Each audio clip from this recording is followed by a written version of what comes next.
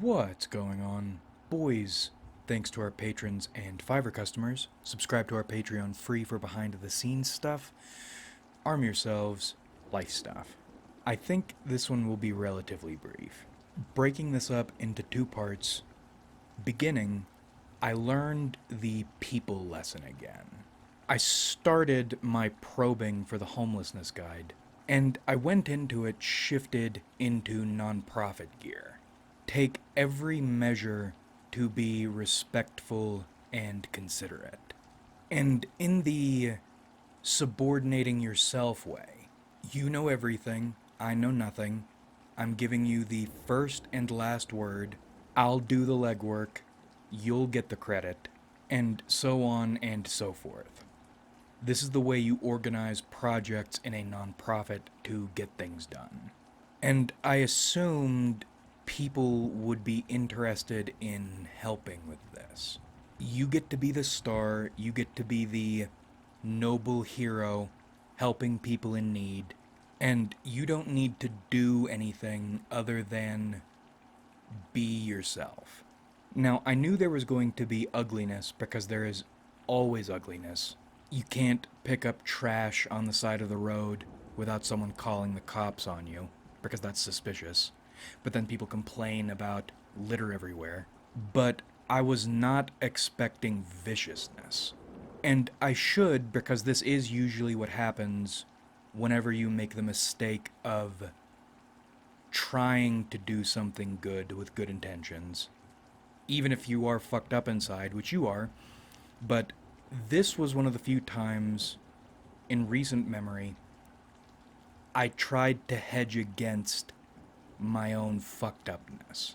But it seems like whenever you step outside your common sense, outside your comfort zone, you make yourself uncomfortable to try to do good, people invariably take that as an opportunity to bite you as hard and as nastily as they can. Way more than they ever would if you kept your guard up. Or even were trying to do something good but didn't put your knife away, per se. Even when people hate you and are aggressive, they're a lot less aggressive when they're aware you have aggression on the table. And whenever you take a risk to disarm, that's when they attack you in full force. Because you made yourself vulnerable.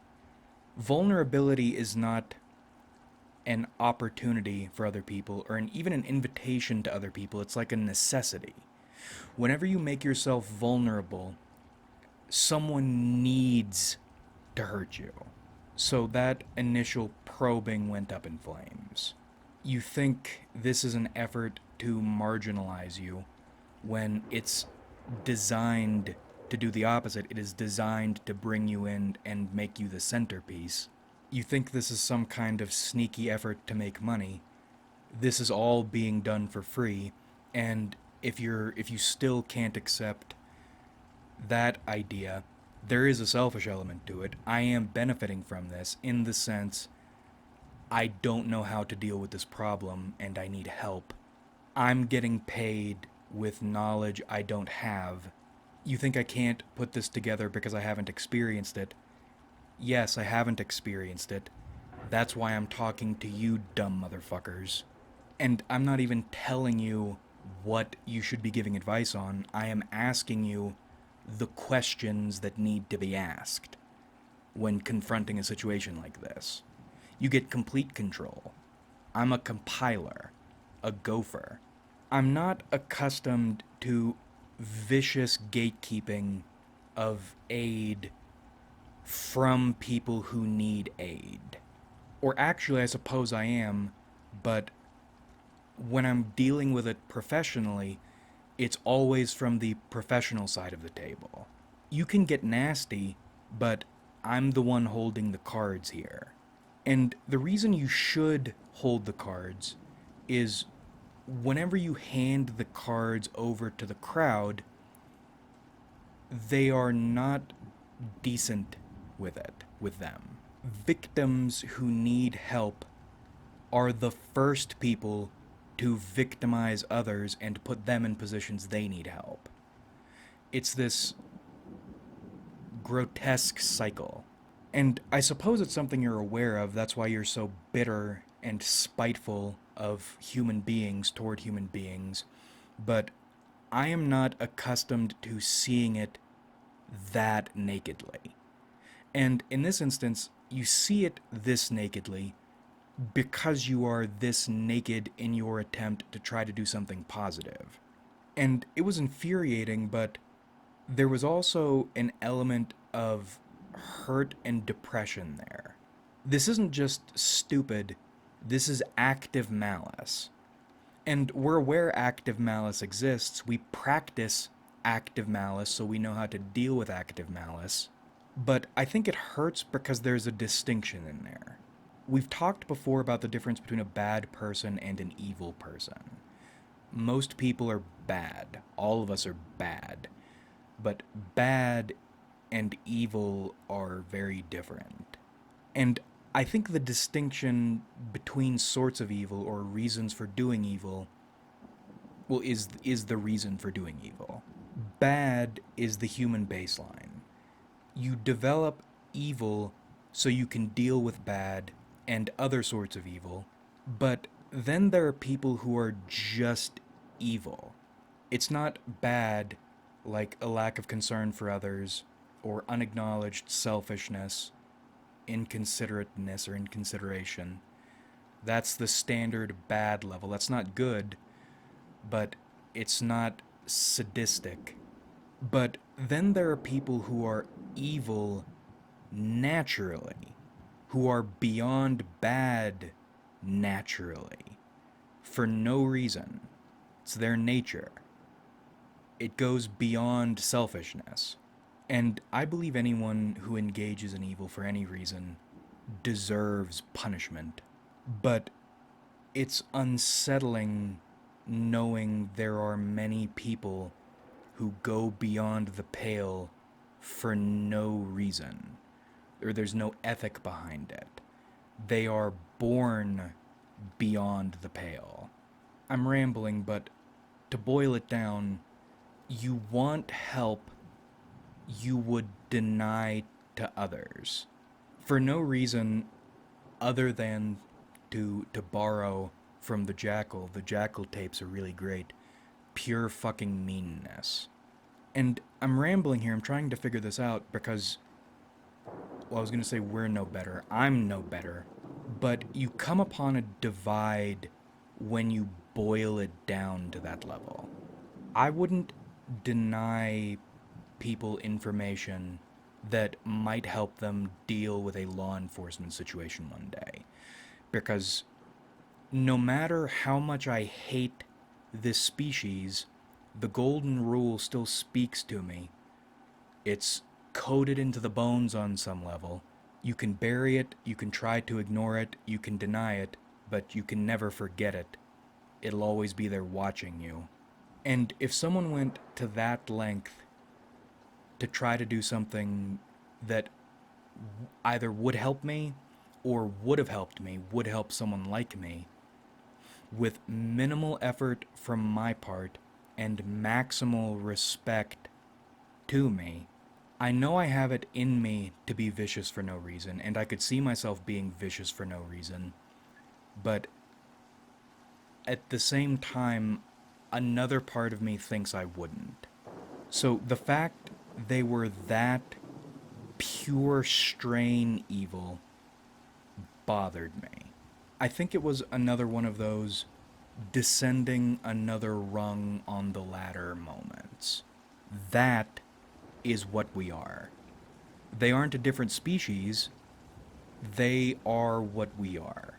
And we deserve the worst. It bothered me so much that I couldn't sleep. And not just on the anger level, which I was angry, but more on this terror of self level. The strangling understanding of what a human is, that you are surrounded by humans, and that you are a human. Whatever this emotion was, it was fear adjacent. But it wasn't fear exactly. It probably shares genes with anxiety. Pressure would be another one. I think pressure and anxiety are not exactly the same things. If we have to coin a term here, it would be dead sprint hopelessness, or finality that hasn't finalized. What is there to strive for if this is what we are? No solution, no salvation, restated in 4K. The banishing of vaguely positive or hopeful illusions. But the game isn't over yet, and you have to keep playing. Now, we've grown enough, we are not going to sit here and wallow on this for a long time, the way you do when you're 18. But it's this choking rush of needing to figure something else out. And I'd gotten 3 hours of sleep the night before. That night, last night, I didn't sleep at all because I was so impressured. So early morning, pitch black, time to go to the office, as you do. Cold sweat, solo, into the haunted archives. And that's another reason I stick with this job. I, I can do that. I have the authority if I want to. You don't want to do it every day. But if you're having a bad night, you can just go in and work in the middle of the night and then leave quotes early. That's a liberty I appreciate. I can enjoy the vice grip in my chest and the hallucinations in peace. And I was doing grant paperwork, and I was seeing shit like crazy.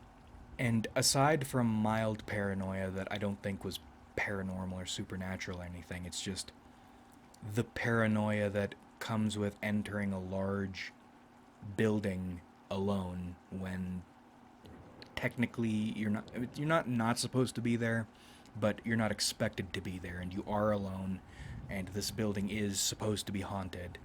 Just that weird liminal out of place feeling, but not paranormal. And then the shit I was seeing, which I was seeing a lot of, there didn't feel like there was any presence behind any of it, so I knew that wasn't paranormal. I'm just exhausted and stressed and trying to distract myself with work, and I'm fucking tripping balls on stress. I get cortisol highs. That's my rush. I am at my best when I feel my worst. And I was thinking about tribalism, which tribalism as a concept is interesting because 10 years ago it was the in thing to say tribalism is bad and we need to get over tribalism. And maybe people still feel that way. I certainly don't. I want to go back to tribalism. We need to go back. And I realized I appreciate my viewership. I appreciate you. Except I don't appreciate you. But I do. But I really don't. But I do. And that's what I was trying to figure out. And I think I found the answer. The answer to why, or at least this answer, current answer, not sure what the shelf life looks like on this one, why that weird contrast exists, and how it connects with tribalism. We live in a world of tribes, and modern tribes tend to be founded on concepts, and those concepts might actually work as foundations in the beginning, but past a point, those concepts stop mattering.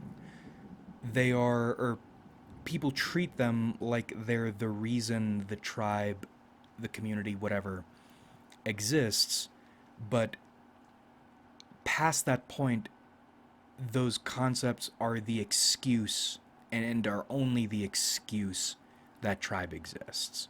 The concept, the original concept, stops mattering. It's more like an excuse to get sorts of people together so they have the numbers to dominate other tribes and take their resources or exert their power. Because fuck, not even the resources matter a lot of the time. People just want to hurt other people. They'll sacrifice resources. They might even sacrifice everything just to hurt other people. And tribalism makes that hurting more effective. And an individual who will destroy themselves to hurt you, just to hurt you, is unsettling enough. But knowing there are organizations of people doing this, there are lots of these organizations doing this, and this is the foundation of what we are. We're a species that bands together to hurt one another, is very distressing when you aren't affiliated. However, if you try to affiliate, I think we make a mistake of thinking affiliating with a tribe involves developing closeness with other people. When you try to develop that closeness with other people to affiliate, it blows up. And that's because the math is flawed. We are basically foul beings, so attempting to connect, of course, ends terribly. You're trying to connect with something that exists to harm you, and you exist to harm. But you both need to affiliate, because if you don't, then another tribe with numbers and aggression will crush you. So you need to be together without togetherness. What is that? Well, as we said earlier, it is the concept. It is your excuse to affiliate without being close or together, coordinated. I think about viewership. I think about this new world shit. I think about fascism and Mussolini. And you can substitute any form of ideology or ideologian, patriotism in there. I just appreciate fascism because it's so disastrously honest. Why do I fixate on these affiliators with this air of togetherness that I know is false?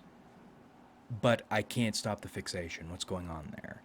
They are the ways you affiliate, but not by connecting. To affiliate, you don't find other people to connect with. You connect yourself with a concept other people will be connecting to. It's a middleman. You don't love your neighbor. You love the thing that allows you to get along with your neighbor. So for or to break down the viewership example, I don't feel connected with viewers or a viewer.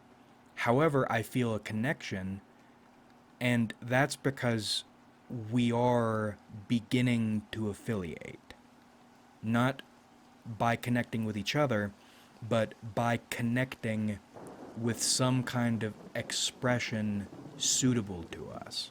If you and I talked as individuals, we would hate each other. However, as long as we stay focused not on each other as individuals, but on the thing, whatever it is, the reason we are in vicinity of one another, things are grand.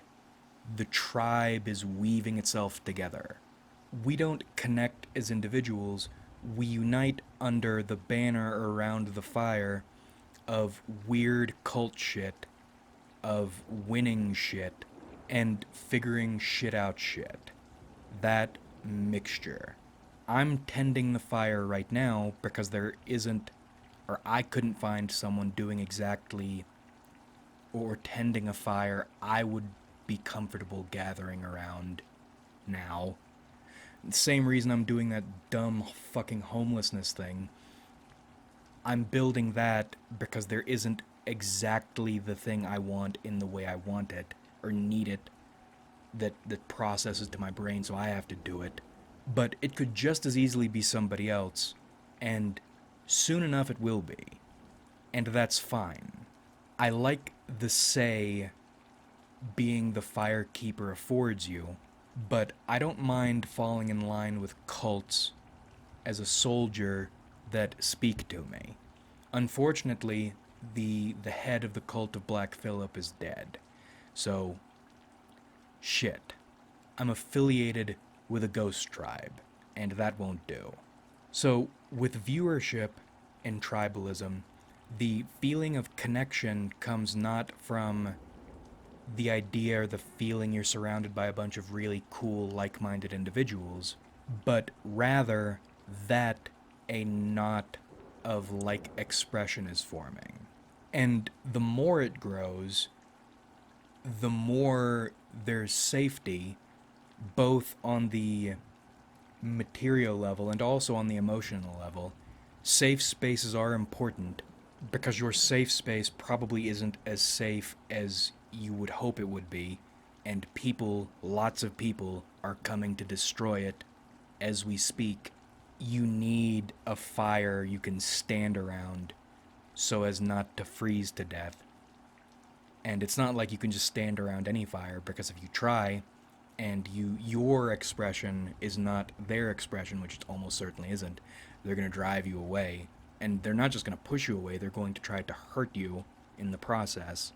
But it's this idea that calmed me down, both for security and for justification. Security in the sense you do have a place to go. It's not an actual place yet, but there is a location by a fire your soul can sit crisscross applesauce and not be stabbed to death. You aren't among friends, but you are among your kind. And that's better than nothing. And in fact, it's an indicator of better times ahead if you can keep the force moving, which we fully intend to. Even if we take big setbacks, I've been doing those notes both to diversify engagement, but also they take a lot of time. And I wanted to see for myself if I would be willing to keep doing something or tending this fire in a restricted form with lower numbers. Or would you be willing to go back to no viewers, 5 subscribers on YouTube, and go back to that and keep making videos? I felt I could. I suppose I don't know I could, because we're not back there yet. Hopefully we'll never be. Probably we will be. But with the notes, yes, it's a good sign. Fire will go tended even if it's small. Somehow. And then justification, you can keep trying to play the connecting with other people game or the golden rule game if you want to, because you're stupid, because it's carved on your bones, and again, it's watching you, and it will always be watching you. But don't hesitate to step on people in service of your tribe and yourself. It's not just a situation they would step on you, and that's the justification. It's also the punishment justification. People step on you because you deserve to be stepped on, and in the same way, not only can you step on them justifiably, but you should step on them, because that's exactly what they deserve. And you'll find your next positivity inhalant that you will comfort yourself with. But where you are now, what you see now, is the base level, and it's where you will always return to. Except the next time you come back down here, you'll have a better idea of what's going on. All that matters is the tribe and its capabilities, not the individuals constituting the tribe, not connecting with individuals, not trying to connect with other tribes or connect other tribes entirely. It's your commune and your commune's power level against other communes and their power levels. That's it. Alright. That was not as brief as I intended it to be, but it was not as long as it could have been. We'll cut it here, and we'll keep trucking and see what our tribe evolves into one day. Because when you get back down to that level, what else is there other than tribe? Like if you enjoyed, subscribe if you haven't.